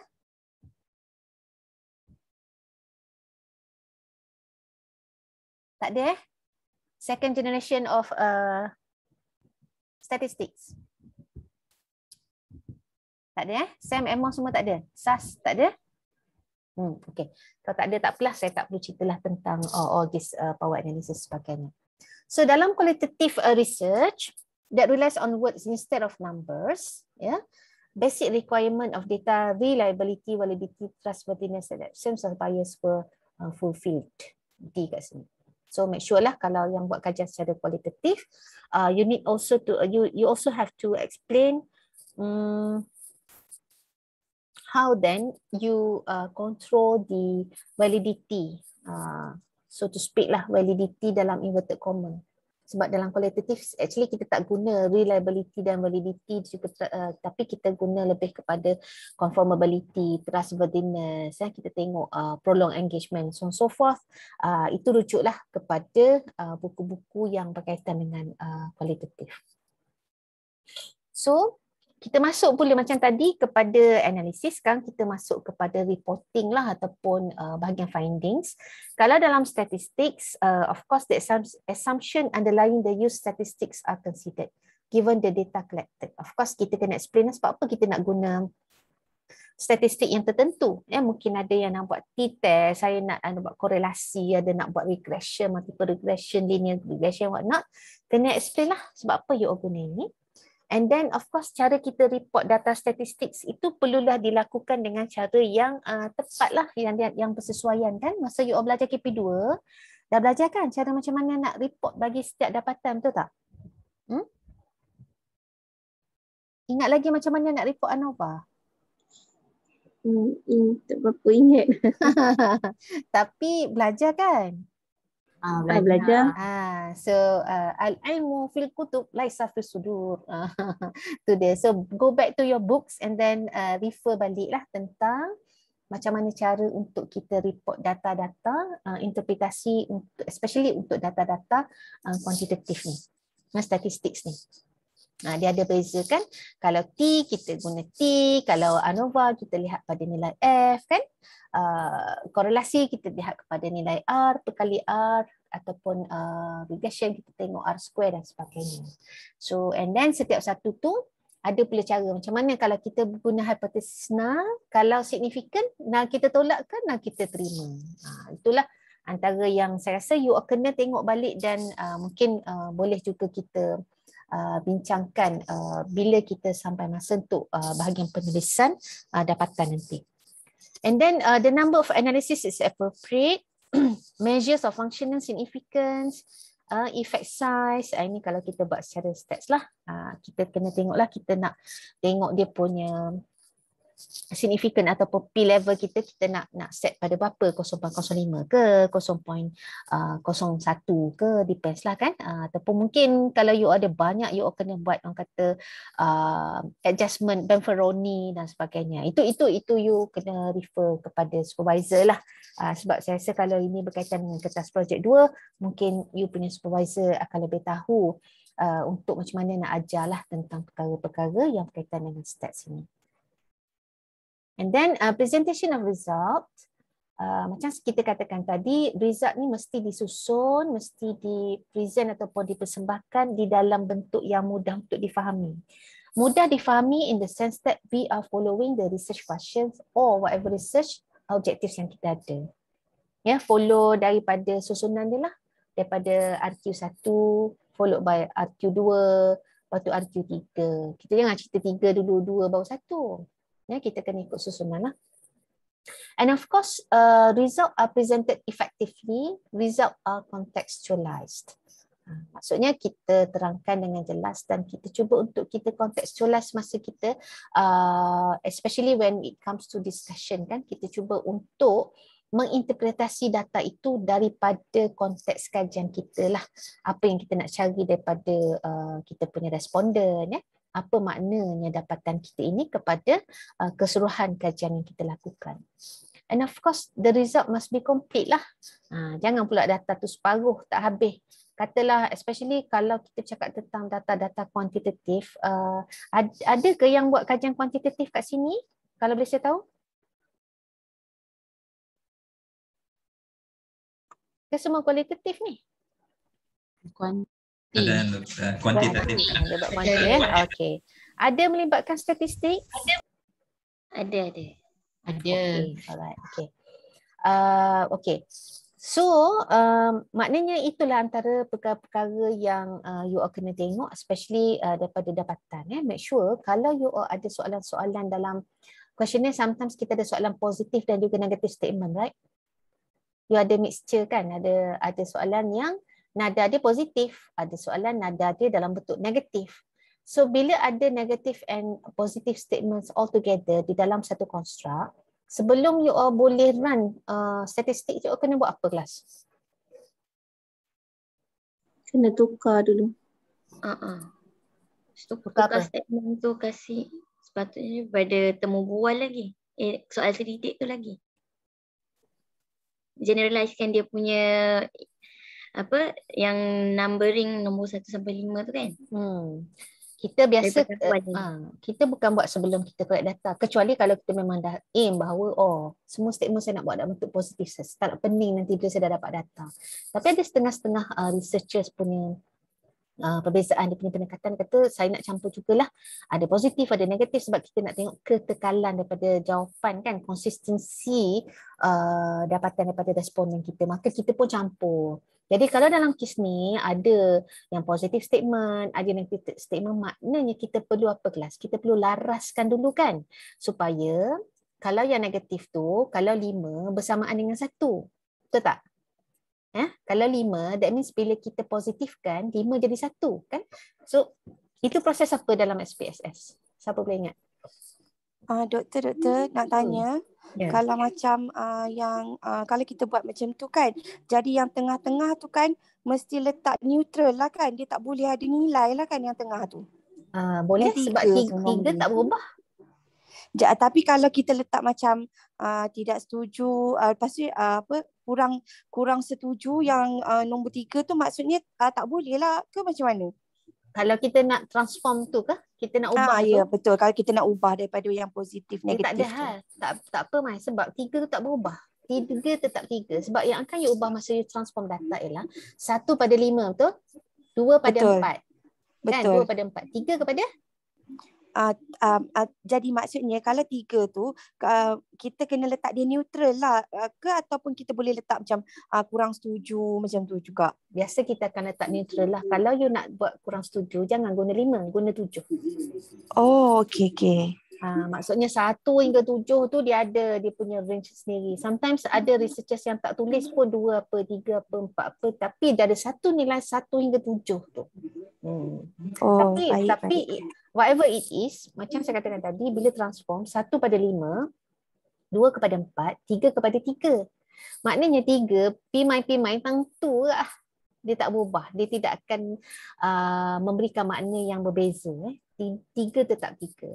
So maksudnya itulah yang saya katakan the result are complete. Maknanya data tu sebelum you run, you nak tengok you nak buat ANOVA ke, nak buat MANOVA, nak buat t-test ke apa ke, bergantung pada kumpulan, mesti ditransform completely. Maksudnya kalau ada data negatif, dipositifkan terlebih dahulu menggunakan function untuk transform the data. Barulah boleh kita come up dengan dia punya ni. Dan sebelum kita come up dengan analisis, you kena compute, betul tak? You kena dapatkan satu nilai mean keseluruhan. Kalau tak ada yang compute ni, macam mana kita nak ambil mean, nak bezakan lelaki dengan perempuan? Macam mana you nak bezakan antara guru yang berpengalaman mengajar lama dengan baru, contohnya kan? So ini yang dikatakan sebagai housekeeping, memastikan data itu terlebih dahulu disempurnakan sebelum you come up dengan result dia. Right? So tables, graph, figures digunakan secara sesuai dengan apa yang nak diterangkan. And then terakhir masuk kepada discussion and conclusion ataupun interpretation. So the conclusion are clearly stated, key points stand out. So conclusion, sebelum kita menulis kelas, biasanya kan macam mana praktis you menulis lah? Macam kita buat karangan kan, masa kita sekolah dulu, ingat tak apa cikgu ajar? Cikgu akan ajar ni, mungkin ada cikgu mengajar bahasa Melayu kat sini kan, cikgu bahasa Inggeris ada kat sini kan. Apa kita perlu buat ialah kita kena letak points dulu, betul tak? Masa kita buat karangan kan, ada permulaan dia kan, lepas tu ada untuk isi apa dia point utama, daripada point utama apa elaboration yang kita nak masukkan. So the same goes with penulisan artikel. Kita lupa kan, kita sekolah dulu bukan main kita ikut kan, tapi bila kita dah dewasa, dah kerja ni, nak buat artikel ni, kita lupa pula kaedah yang paling asas yang cikgu kita ajar. So rule of thumb yang paling mudah sebenarnya untuk kita pastikan penulisan kita itu berpandu, especially berkaitan dengan discussion. Discussion ni sometimes pelajar akan lupa daratan tau. Bukan lupa daratan, dia cloud. Dia cloud dia tak boleh nak berpijak di bumi nyata, dia tak boleh nak make sense of the findings. Dia kata apa sebenarnya yang saya perlu interpret lah. Apa yang saya perlu highlight kepada pembaca hasil pada dapatan, saya pun tak tahu apa dia. So kerana itulah bila kita menulis bahagian discussion, you have to step back few steps. Ada dapatan, you tengok dapatan, step back sekejap, and then ask yourself, apa sebenarnya makna dapatan saya ni ya? Apa implikasi dia ya kepada praktis kan, things like that. So in that way barulah kita nampak apa sebenarnya yang boleh kita highlight. And then sebelum kita menulis, especially bagi kita yang nak terus menulis bahasa Inggeris kan, of course kita dah lah nak tune into another kind of language which is not our first ataupun mother tongue language. Dan kita nak kena pula express something which is very abstract to us. Jadi nak membantu macam tu, biasanya kita gunalah kaedah yang paling klasik yang kita pelajari pada guru-guru kita. Kita letak dahulu points dia. Apa sebenarnya yang point yang kita nak letak di dalam discussion, dan from there, then you come up with a full sentence. Macam saya sekarang ni, saya memang tak pernah menulis bahasa Melayu terlebih dahulu kalau I decide to write in English. So exercise itu berlaku bila saya buat PhD, sebab PhD kena nulis dalam bahasa Inggeris kan dekat Nottingham. Awal-awal memang saya sangat struggle sebab tak biasa kan, kita biasa menulis bahasa Melayu dan laras bahasa kita dengan gaya bahasa kita memang bahasa Melayu. Tapi bila kita nak menulis bahasa ni, dah lah nak kena fikir grammarnya lagi, nak fikir vocabulary-nya lagi. Akhir-akhirnya kita hilang points apa yang kita nak sampaikan. Jadi salah satu cara untuk memastikan kita berpijak di bumi nyata kelas, make sure that you write down all the talking points or all the main points that you want to highlight, whether it is in this discussion chapter or discussion section or in conclusion section. So in that way, you will be focused and then you will be more guided lah masa kita nak menulis tersebut, right? Okay. And of course, conclusion follow from the design methods, results, justification of conclusion is well articulated. Interpretation of the results are appropriate, the conclusions are accurate and not misleading. So itulah, tadi jangan cloud lah conclusion kita. Biasanya conclusion ni kita akan balik kepada kepentingan kajian kita. Macam tadi tanya kan, apa implikasi dia, apa kepentingan dia. So basically more or less dia akan menjawab kepada isu yang sama. Okay, so kita tengok balik apa sebenarnya masalah kajian kita. Bila masalah itu telah kita selesaikan dengan data-data kita, maknanya kita telah menyelesaikan satu isu. Therefore, daripada isu itu menunjukkan kepentingan, menunjukkan implikasi dia. So, maksudnya dia satu kitaran yang ada, orang kata intertwine into each other. Dia mesti ada kaitan antara satu sama lain. So, make sure kita tak cloud lah, kita tidak mislead. Ataupun tidak kita should be following the whole process and the whole issue and then what is actually anticipated from our findings in order for us to highlight what is actually the importance as well as the significance of our research in relation to our research findings. And then boleh juga kita masukkan tentang limitasi lah dalam kajian. Okay, boleh juga masuk alternatif, statistical difference, ni saya rasa tak berapa ni sangat lah. Okay, and then title, author, abstract, title clear, informatif. Ya, title mesti clear, informatif, representative of the content. Macam saya sebut tadi kan, mesti adalah pembeli upah dia, kata-kata kunci dia, konteks dia, kita punya responden, semua tu kita guna pakai, kita rungkaikan dalam satu ayat yang membentuk title kajian. The title captures the importance of the study and the attention of the reader. Okay, number of author appears to be appropriate given the study. Kalau you first author, tulis first lah, followed by your supervisor. Yeah, so dalam PA2 ni, kalau artikel you cantik, you nak hantar submit, you tak perlu tulis nama saya sebab I'm not your supervisor lah, kecuali bagi Siti dengan Fiza. Sebaliknya you tulis nama you punya supervisor, untuk syarat bergraduasi. And then the abstract is complete. Essential details are presented.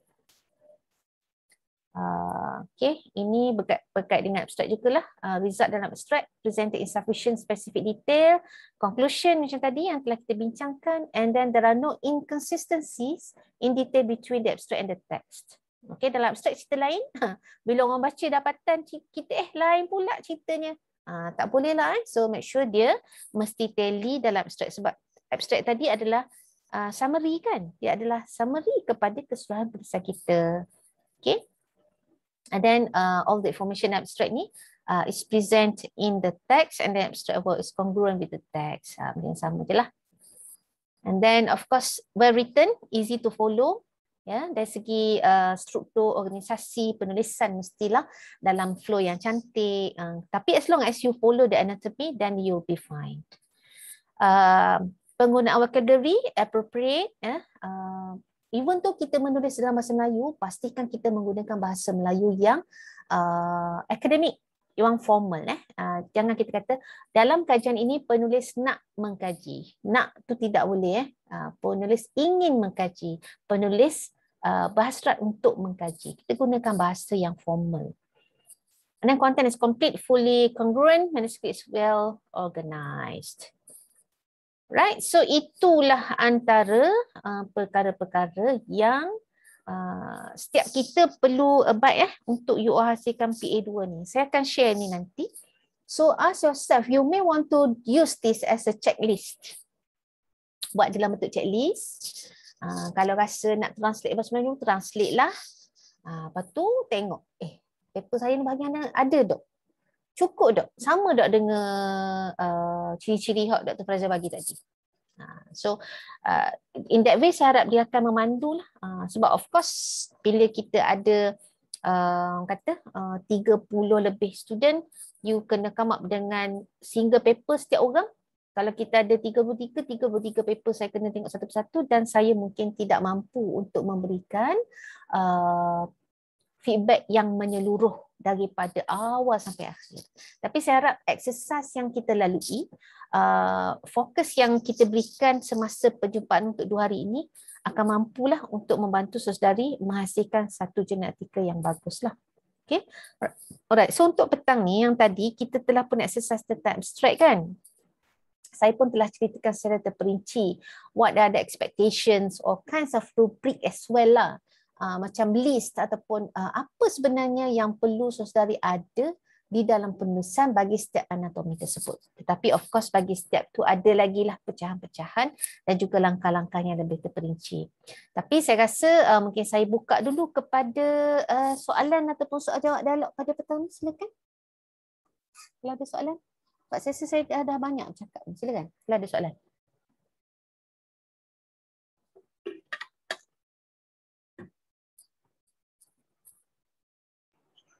Prof. Ya.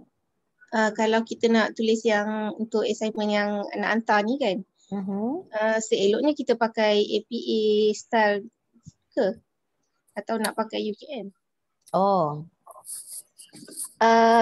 Kalau saya tak kisah you nak guna APA ke UKM.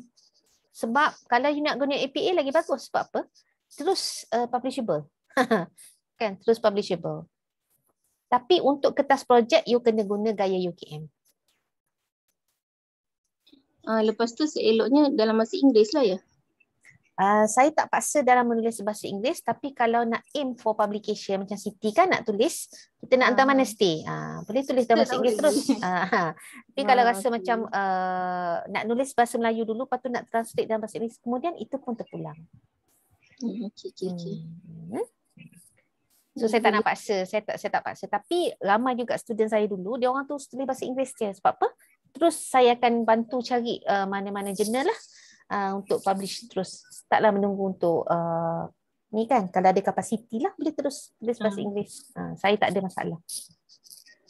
Okay, terima kasih Prof. Okay, sama. Hak lain ada soalan ke? You all terkejut ke apa ni? Kelas hari pertama hari ni ni?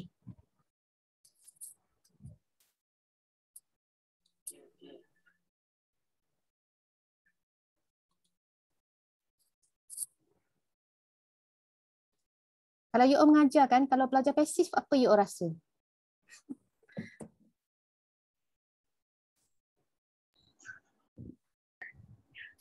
Sedih. Frust. Saya pun frust juga ni kalau you all senyap-senyap ni. Sebab biasa kalau kelas saya suka berdialog lah. Saya akan tanya dan you all boleh tanya je, whatever. Kan, tapi kalau tak ada soalan tak apalah kan. So kalau tak ada soalan saya anggap semua kata jelaslah dengan apa yang saya terangkan pada hari ni. Cuma untuk Prof nak tanya satu lagi. Tadi ada Prof cakap pasal yang pergi tadi tu pasal yang kalau kita tulis bahasa Inggeris kan kita kena proofread dulu kan. Dekat mana kita nak hantar untuk proofread tu? Okay. Proofread ni kalau you nak submit ke jurnal artikel, nak submit ke saya tak perlu proofread dulu. Tak perlu. Okay. Tapi kalau you nak proofread, you boleh pergi Fidah. Kita banyak sebenarnya. Cuma yang saya kalau saya proofread saya bagi kat kawan saya sebab kawan saya memang British. Cuma sekarang ni dia dah tak buat kerja tu lagi sebab dia sebelum COVID dia ke Afrika. Dia buat kerja-kerja amal kat sana tak balik. Tapi kalau nanti saya akan minta dengan few other friends lah yang biasa hantar.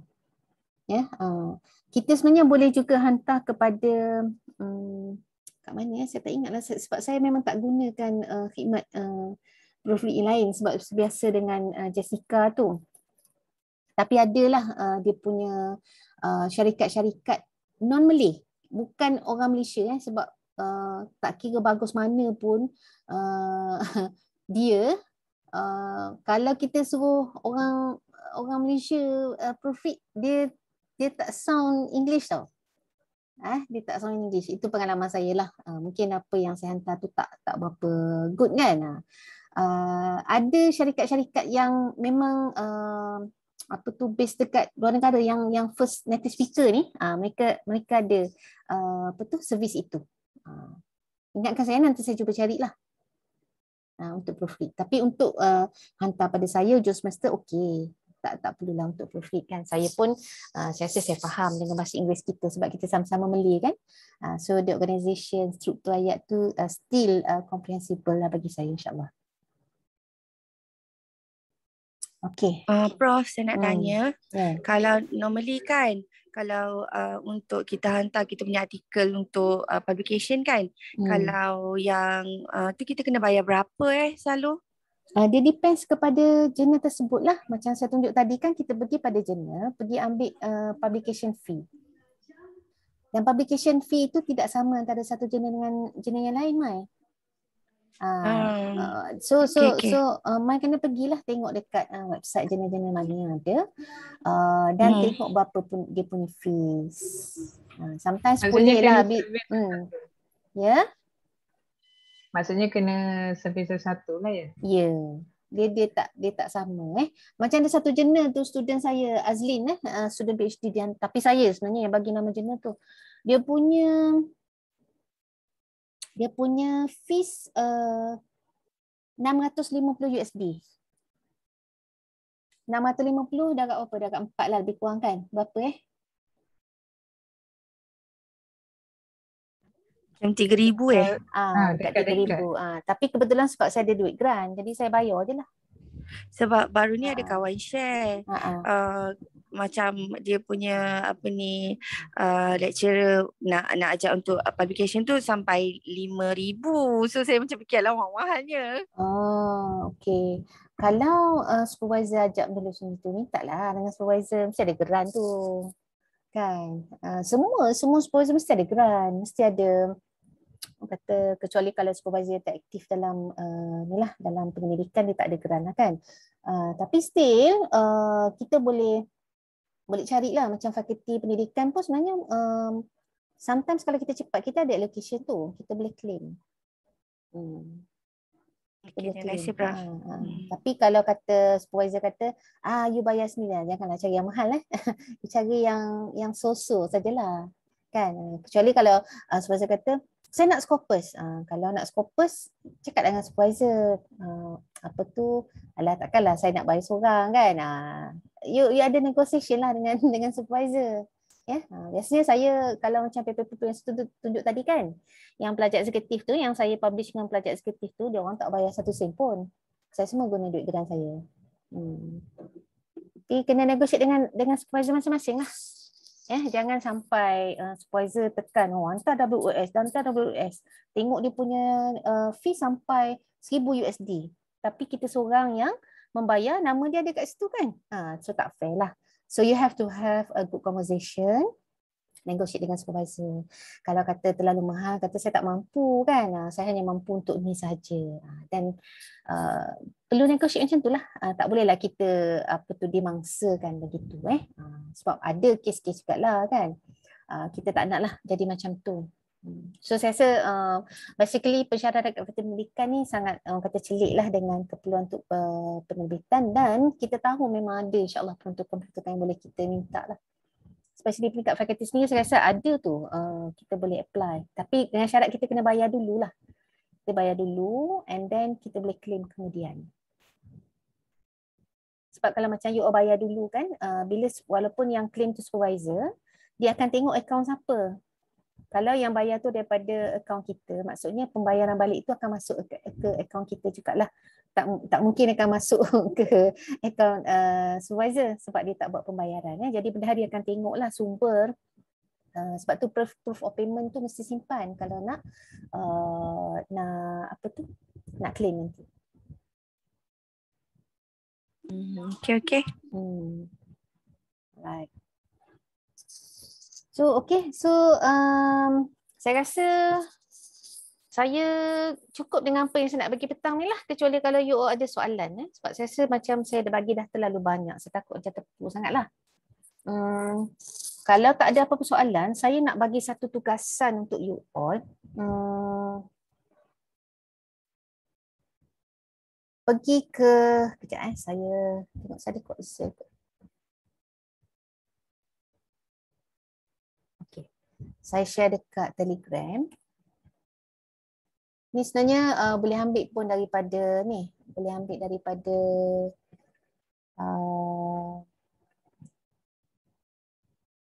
UKM Folio. Tak apalah sebab saya dah download. You all boleh baca paper Coxsay ni. Right. Saya dah letak situ. Agak panjang lebar tetapi worth reading. And then saya harap daripada Coxsay writing ni, paper ni, saya nak masing-masing buat mind map. Mind map boleh tulis je dengan tangan ataupun boleh guna Google ke.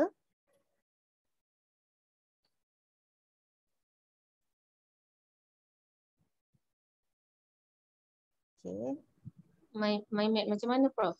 Kejap, saya dah letak link tu. Nampak tak Google tu?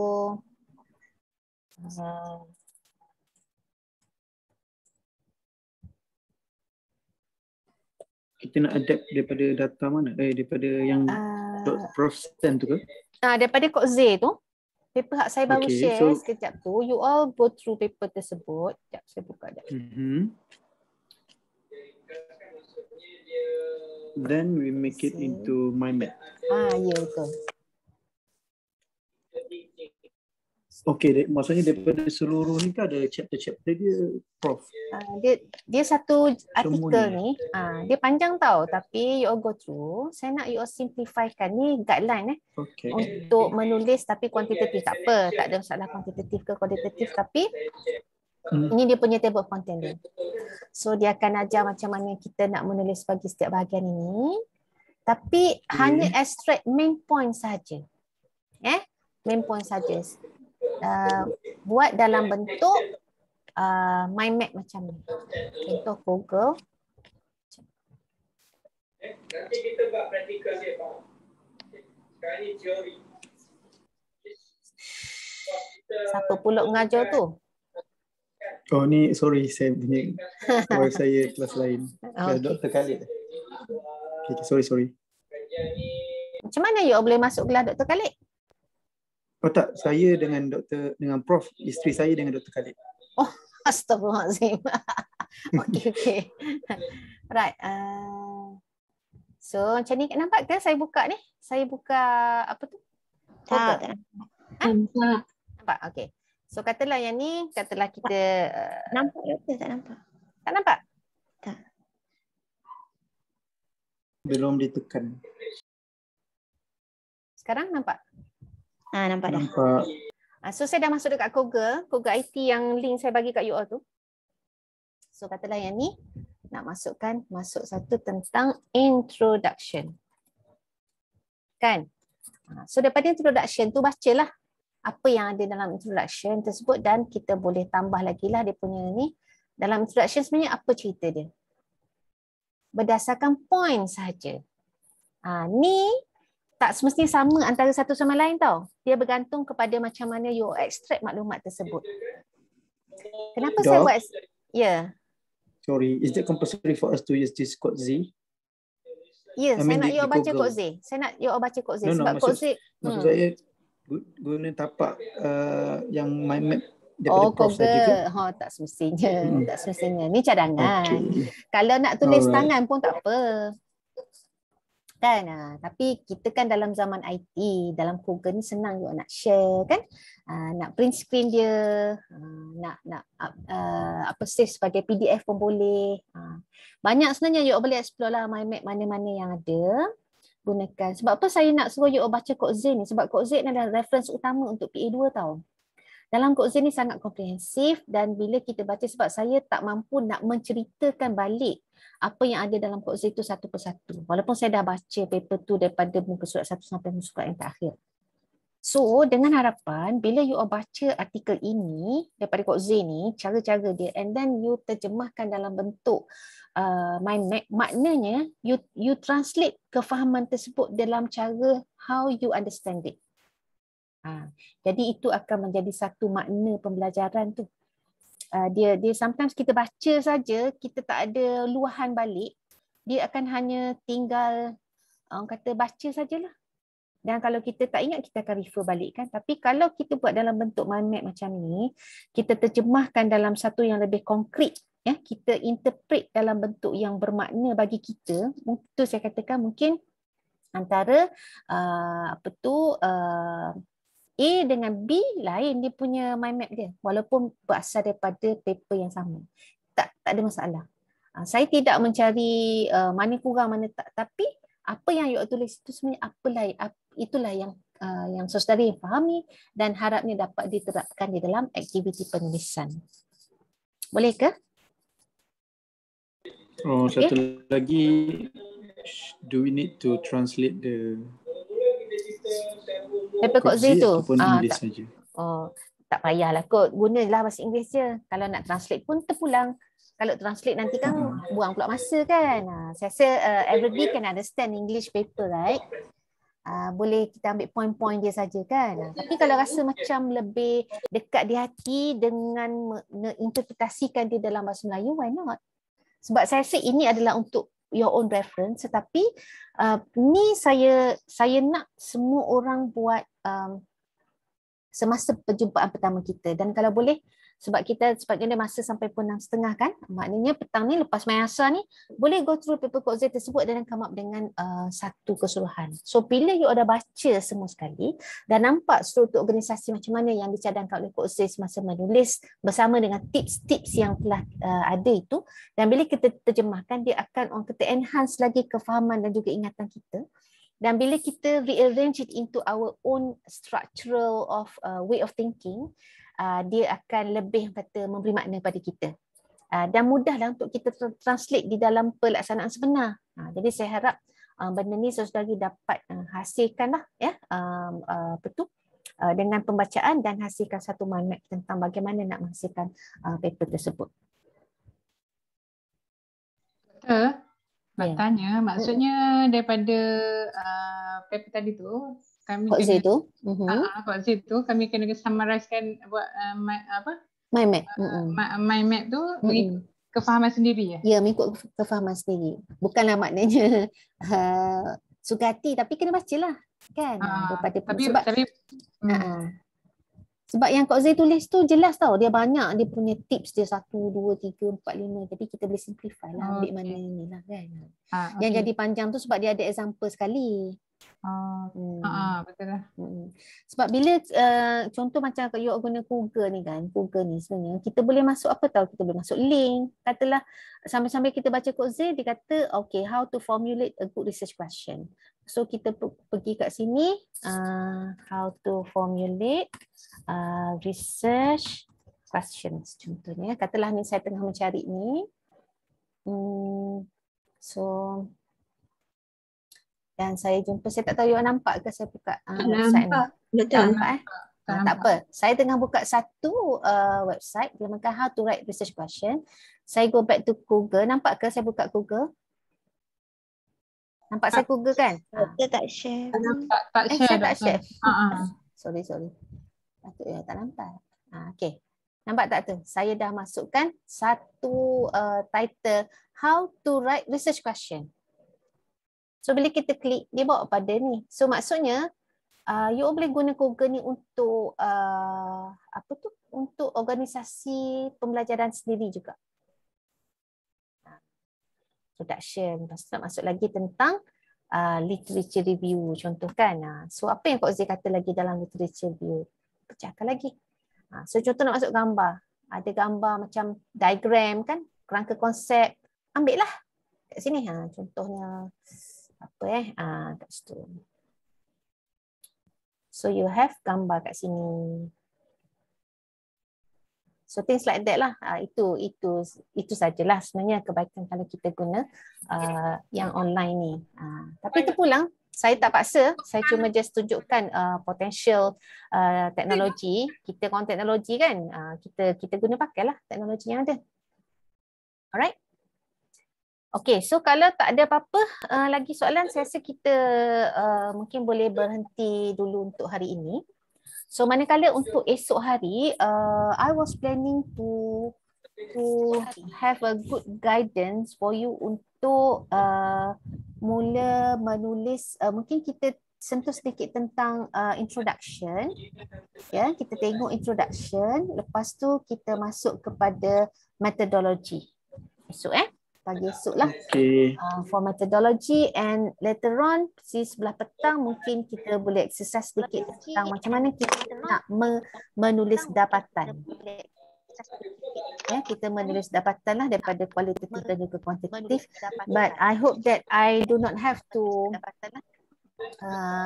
ajar lagi you all tentang cara macam mana nak menganalisis data. Saya tak akan cover lah yang tu. Sebab saya rasa itu sepatutnya you all dah kuasai semasa belajar KP2 dan juga KP1 lah. Mungkin KP2 lebih kepada kuantitatif. Kualitatif you all belajar kat mana?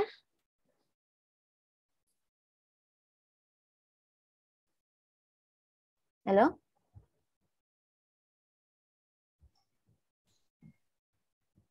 Boleh dengar ke? Boleh Doktor. Kalau untuk menganalisis data kualitatif kat mana you belajar? Boleh Doktor, boleh. Untuk analisis data kualitatif you belajar kat mana? KP2. KP2 pun ada kualitatif ke? Tak ada. Tak ada. Tapi itu saya nak tanya, untuk kualitatif you ada latihan kat mana-mana tak? Ada belajar kat mana-mana tak? Tak ada lah. Tak ada. So yang buat kualitatif ni macam mana? Baca contoh-contoh. Okay. Sebab saya rasa saya tak sempat ni nak cover untuk PA2 ni, sebab PA2 ni lebih kepada cara penulisan kan. So saya harap you all boleh minat, tapi kalau ada soalan tentang kualitatif boleh tanya sikit-sikit lah. Saya boleh share lah, tapi untuk ajar satu persatu, nak buat tematik, nak come up dengan categorization and all that tu saya tak mampu nak cover lah untuk PA2 ni. Alright? Okay. So insyaAllah esok itu perancangan saya lah yang akan kita laksanakan pada esok hari. So saya harap hari ni semua contented lah dengan maklumat yang saya berikan lah. So kalau tak ada apa-apa, kita bersurai dulu pada hari ini. Okay, saya ucap terima kasih atas kehadiran semua. Doktor. Ya. Doktor. Assalamualaikum Assalamualaikum Doktor. Ya, salam. Esok Doktor kita kelas mula jam berapa ya? Kita start dalam pukul 9. 10. Kita start dalam pukul 9. Lewat sikit boleh Doktor. Terima kasih. Lewat sikit pukul 9.30. 9.30 okey lah. Macam hari ni lah 9.30. 9.30, okey, alright. Macam hari ni lah 9.30. 9.30 Doktor. Okey, bila 9.30. Okey, alright. Okey, so selamat berehat semua. Terima kasih atas perhatian yang diberikan dan juga keaktifan anda di dalam soal jawab ini. Saya harap yang tak berbunyi suara hari ni esok boleh bercakap lah ya. Kalau tidak saya sebutlah nama ni. Apa tu? Kita akan buat sedikit trivia lah sebab nak memastikan faham kan. Bukan saya nak paksa sangat. Sebab saya pun sebenarnya boleh cakap seorang-seorang, tapi it's not the way I teach lah. Alright, okay, so selamat berehat semua. Okay, terima kasih. Assalamualaikum. Terima kasih Doktor. Okay, sama. Okay, bye. Thank you, Prof. Waalaikumsalam, terima kasih.